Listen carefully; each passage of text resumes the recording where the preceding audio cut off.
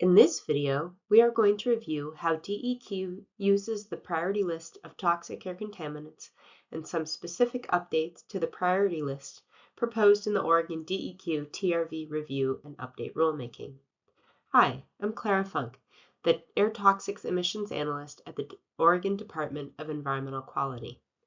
By providing this review, we hope RAC members will be in a better position to provide feedback on priority list TACs in the second and third RAC meetings.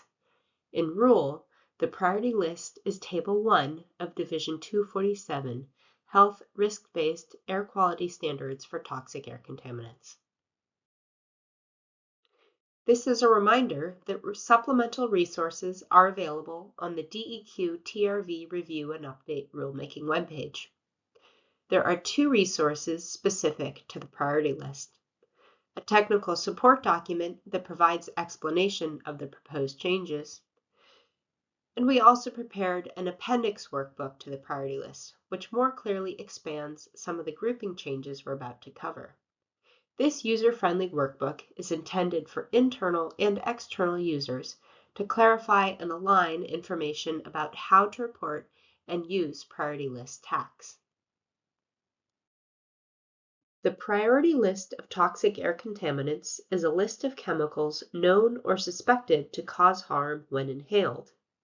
In addition to TACs with new TRVs, DEQ has four primary sources that inform the development of the priority list: California Air Resources Board's Toxic Air Contaminant Identification List, Appendix A1, Washington Ecology's Table of Acceptable Source Impact Levels, Small Quantity Emission Rate, and De Minimis Emission Values, U.S. Environmental Protection Agency's Hazardous Air Pollutant List, and Oregon Department of Environmental Quality's Toxics Focus List. The priority list is used for emissions and air monitoring reporting, ensuring that we understand air quality contaminants well beyond criteria air pollutants and hazardous air pollutants of the Federal Clean Air Act. Specifically, the priority list allows DEQ to track and understand emissions across Oregon through the periodic statewide air toxics emissions inventory reporting and as the required reporting list for the Cleaner Air Oregon program. For this update rulemaking, we focus primarily on adding TACs that have new TRVs and improvements for clarity and completeness. Proposed changes fall into three categories. New TAC additions. The priority list expanded from 606 to 650 TACs. This includes 95 new TACs. If you're wondering why the math doesn't work, it's due to organizational changes. These include consolidating some chemical groups, especially metals and metalloids, and other organizational changes, including addition of new group headers that help clarify reporting of compounds not individually listed. Finally, we propose some minor structural and formatting changes. These can be visualized in the redline version of Table 1. Here is a little more information on the added TACs. 92 of these were added because they have TRVs. The 3 TACs without TRVs are listed here. DCOI is a common wood preservative. NMP is a solvent. Both of these are suspected of being used in Oregon, and both have evidence of being harmful. Formic acid does have a TRV, but its uncertainty was too high, so the TRV was not used. We propose to keep it on the reporting list. Approximately half of the new TACs belong to new groups. This includes brominated congeners of chlorinated contaminants already listed, brominated dioxins and furans, and dioxin-like polybrominated biphenyls. The image on the right is of a polychlorinated biphenyl structure, where you can clearly see how the chlorine and bromine are simply interchangeable.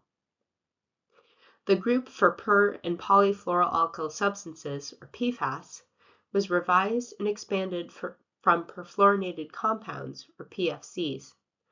13 individual PFAS are now listed in addition to the group. Finally, there are about 40 other additions to the priority list due to recent TRV information. including trivalent chromium, which may be of interest to some. The second category of change is organizational updates, including to chemical groupings and format. These include consolidated metal and metalloids into a single metal and compounds. This largely explains the difference between the 95 new tacks and the priority list only growing by about 45. Some metals are newly divided into soluble and insoluble forms, while others, like nickel, are consolidated back under a single and compound's name.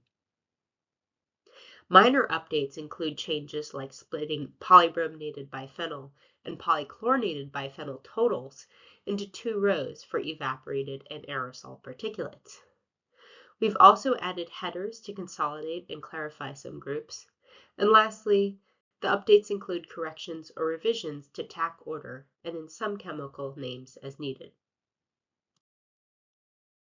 This is a visualization of some of those revisions to name and order and additions of new tacks.